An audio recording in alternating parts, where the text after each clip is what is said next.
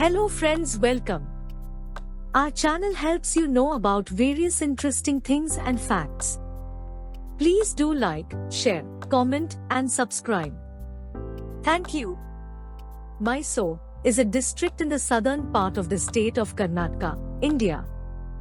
Mysore is situated at the foothills of Chamundihills about 145.2 kilometers towards the southwest of Bangalore and spread across an area of 155 square kilometers. The district is bounded by Chamarajanagar district to the southeast, Mandya district to the east and northeast, Kerala state to the south, Kodagu district to the west, and Hassan district to the north. Mysore district has 11 taluks and total villages of 1,199. The word Mysuru is derived from the word Mahishuru or Mahishasurana Uru, which means the town of Mahishasura in Kannada. Mysuru has been associated with the Puranic story found in the Devi Bhagavata. According to the story in the Devi Purana, Mysuru was ruled by the demon king Mahishasura, who was a buffalo-headed monster. In response to the prayer by the gods and goddesses to save them from the demon, goddess Parvati took birth as Chamundeshwari and killed the monster on top of the Chamundi hill near Mysuru. Hence the hill and the city have the names Chamundi Hill and Mysuru respectively. There is an inscription in Mysuru by the Hoysalas that dates back to the 11th and 12th century. The Mysuru was ruled by Gangas, Chalukyas, Cholas and Hoysalas. After the Hoysalas came the Vijayanagar kings, and then the Mysuru Yadu dynasty came to power in 1399 AD. They were the feudatories of the Vijayanagar kings. This dynasty also contributed to temple building in Mysuru. Bettada Chamaraja Vadiyar, the Raja of Mysuru, rebuilt the fort of Mysuru and made his headquarters and called the city Mahishura Nagara, meaning the city of Mahishur. Many inscriptions done in the 17th century and later refer to Mysuru as Mahishuru. During the reign of Krishnaraja Vadiyar III, the town of Mysuru expanded and moved beyond the walls of the fort. Krishnaraja Vadiyar IV developed Mysuru into a beautiful city with excellent planning. Under his reign, Mysuru became famous for its wide roads, magnificent building, and elegant parks. Today, Mysuru is a modern city that has managed to retain its quaint, old-world charm. Today, Mysuru is famous in the world for its sandalwood and rosewood artifacts, stone sculptures, incense sticks, inlay work with ivory, and its exquisite silk saris. The site where Mysore Palace now stands was occupied by a village named Puragere at the beginning of the 16th century.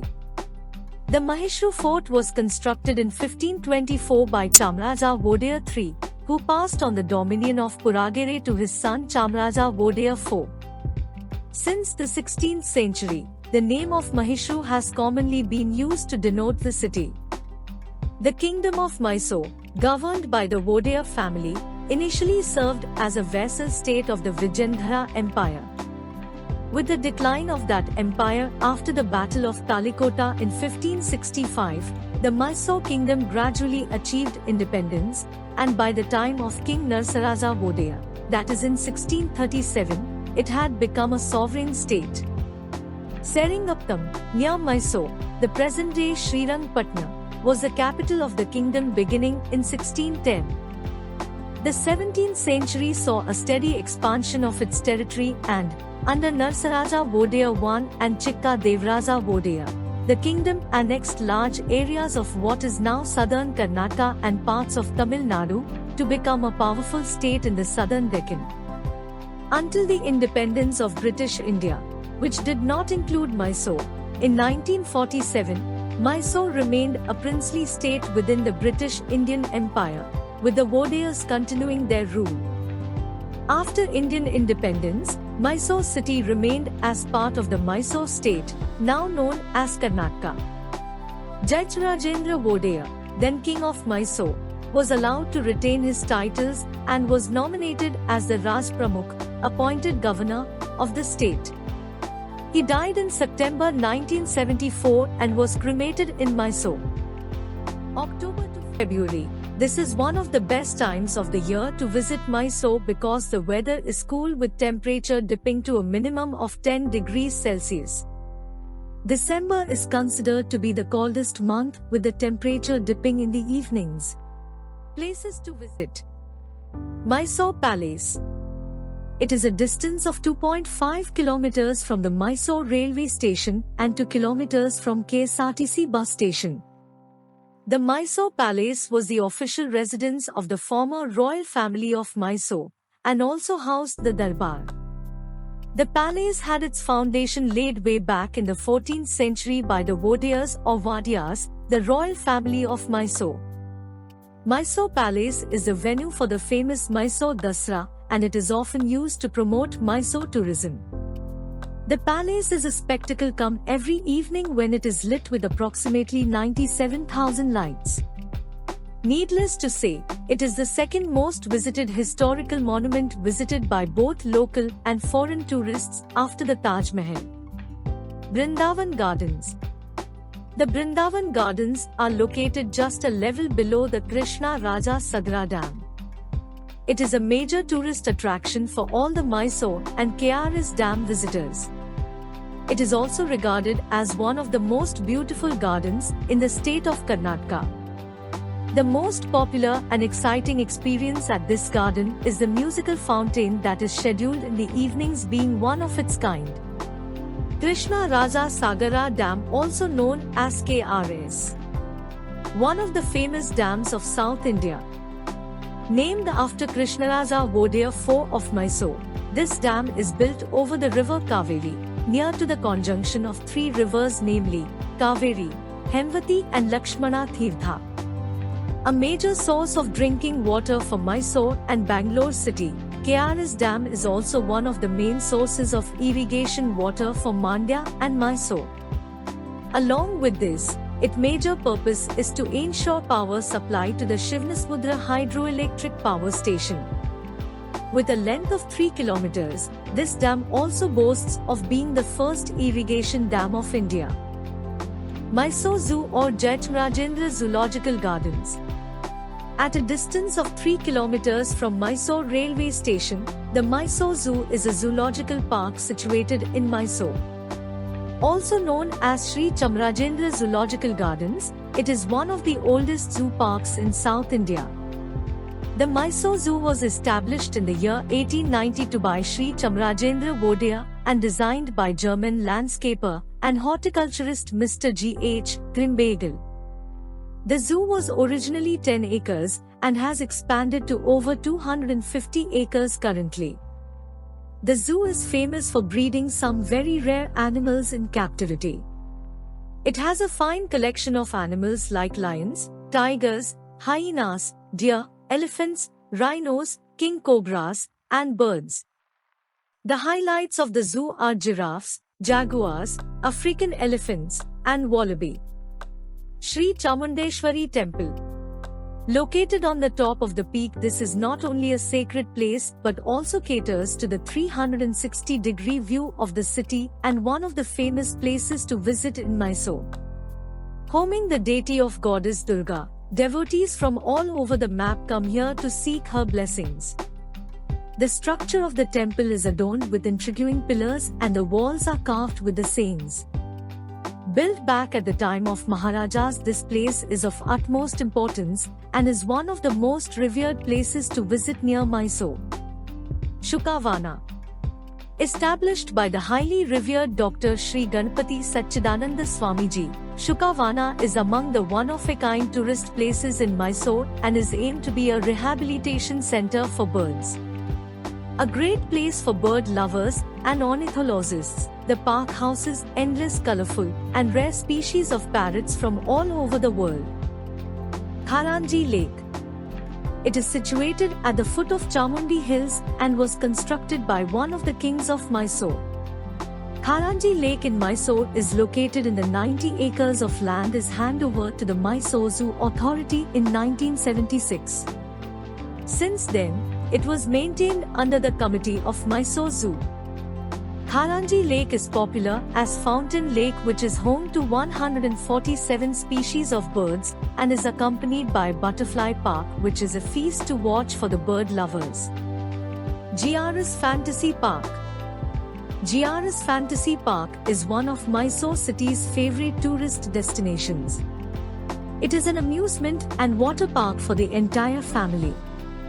With a number of land and water rides, it is a hub that will surely excite kids and satisfy their adventure levels beyond delight. St. Philomena's Church. Recognized as the second tallest church of Asia, St. Philomena's Church was constructed to pay tribute to the Catholic saint and martyr of Roman Catholic Church, Saint Philomena. Being one of the most distinctive landmarks of the city, it looks even more beautiful in the evening sky and is given religious importance for having a neo-Gothic style of architecture. Jagmohan Palace Art Gallery and Auditorium. Jagmohan Palace in the city of Mysore, India. It was completed in 1861 and initially used by the Vodaya, kings of Mysore, as their home, when the present Mysore Palace, Amba Vilas Palace, was under construction after the previous palace burned down. It is now used as an art gallery and a function hall. The gallery boasts of one of the largest artifacts collections in southern India, which makes it one of the significant tourist places in Mysore. There are over 2,000 paintings in the gallery denoting different styles of painting, including Shantiniketan and some Mysore-style paintings. Talakadu. It had over 30 temples, most of which now lay buried in sand.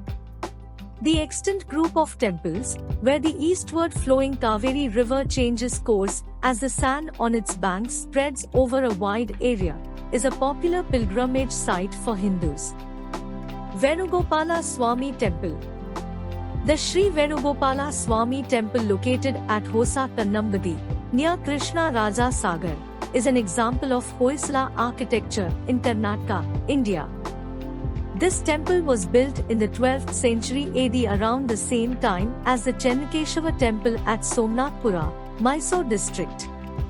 When the krsdam was conceived in 1909, the temple was condemned for submersion. By 1930, the entire erstwhile village of Kannambadi was completely buried underwater. However, the temple would resurface whenever the water levels in the reservoir dropped, typically during drought years.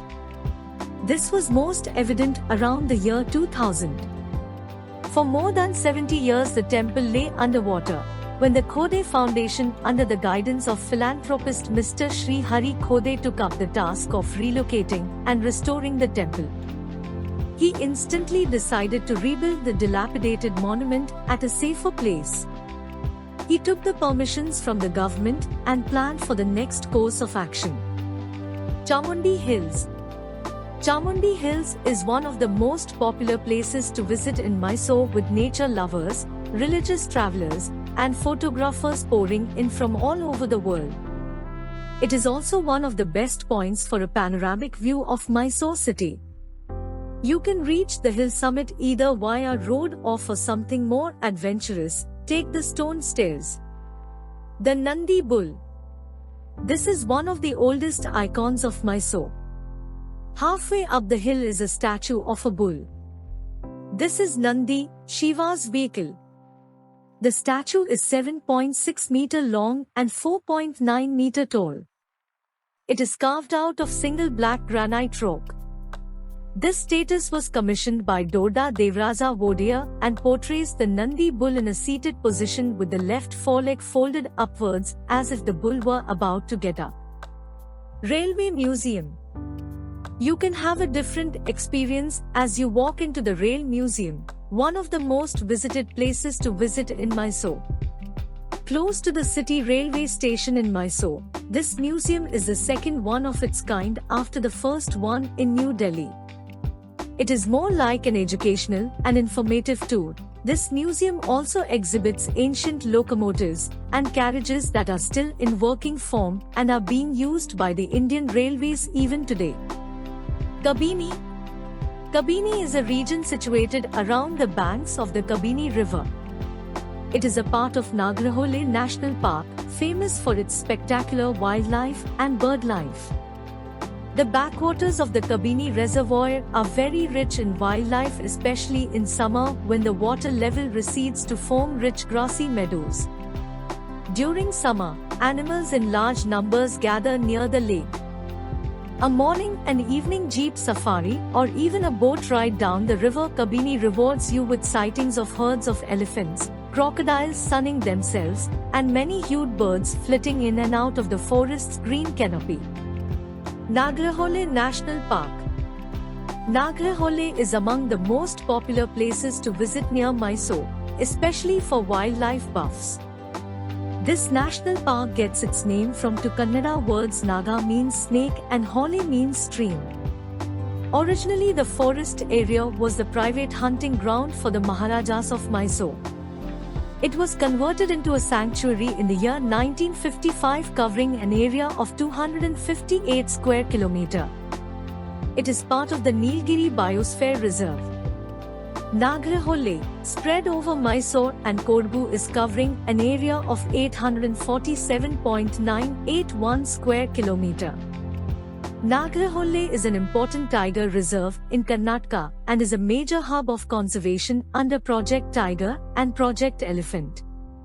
Nanjangudeshwara Temple. At a distance of 27 kilometers from Mysore, Nanjangudu is a temple town on the banks of Kapila, Kabini river. The temple is dedicated Nanjangudeshwara, which means God who drank poison, an incarnation of Lord Shiva. Built in the Dravidian style, the original temple is said to be from Ganga period. It is known for the ancient temple of the god Nanjangudeshwara, another name for the god Shiva. Dishes from Mysore which one must try. Mysore Pak, sweet like fudge.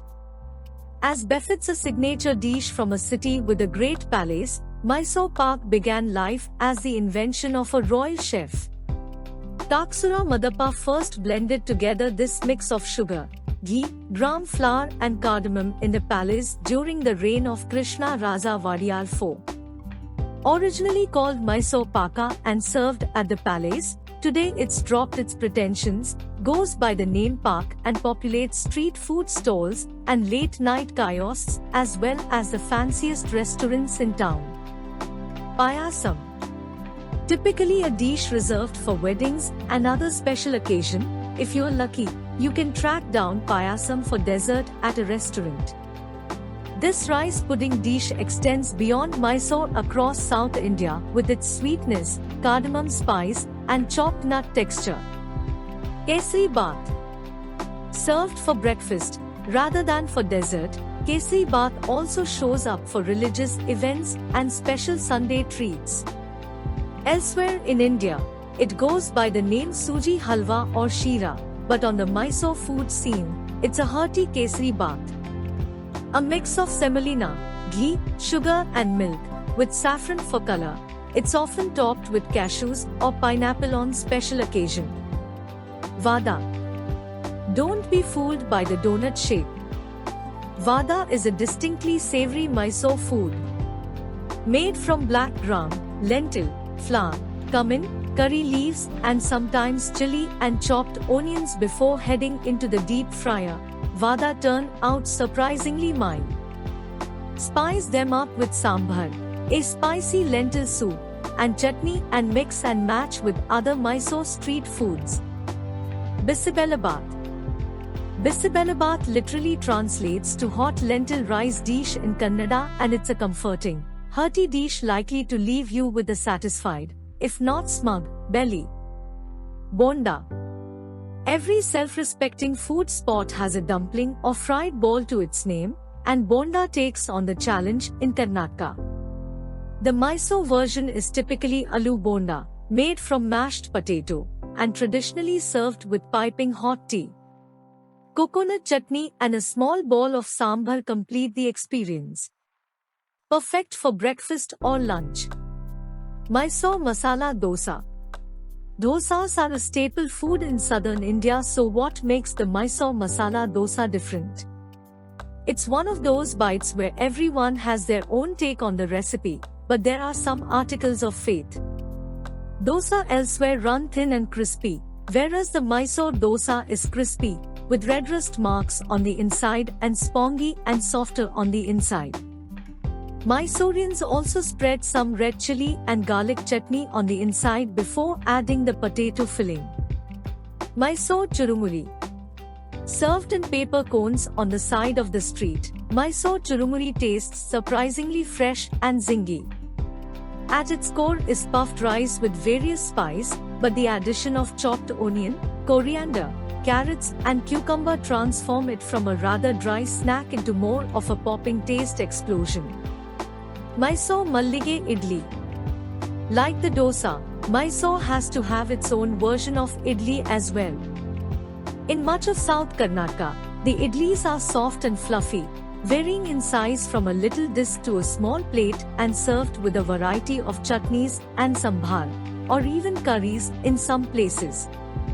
In Mysore it is named after mallige, jasmine, the other thing that is popular here. The epithet has to do with both color and texture. The idlis are rather white and very soft. It probably has to do with the fact that a local variety of rice and beaten rice are used in the batter, which results in soft and fluffy idlis. The best accompaniment to these idlis is coconut chutney, while sambar is an afterthought. Mysore filter coffee. Unlike other items that come with the Mysore prefix, there is nothing very unique or different in the coffee served in Mysore except for the buy-to concept, and that it has to be the filter variety. And for a really old world feel to coffee time, the place to be is Hotel Das Prakash, where the decor, furniture and ambience are from another era that bring into mind snatches from R.K. Narayan's creations. Mailari dosa. And many more. Thank you for watching. Please subscribe and don't forget to hit the bell icon to get more updates.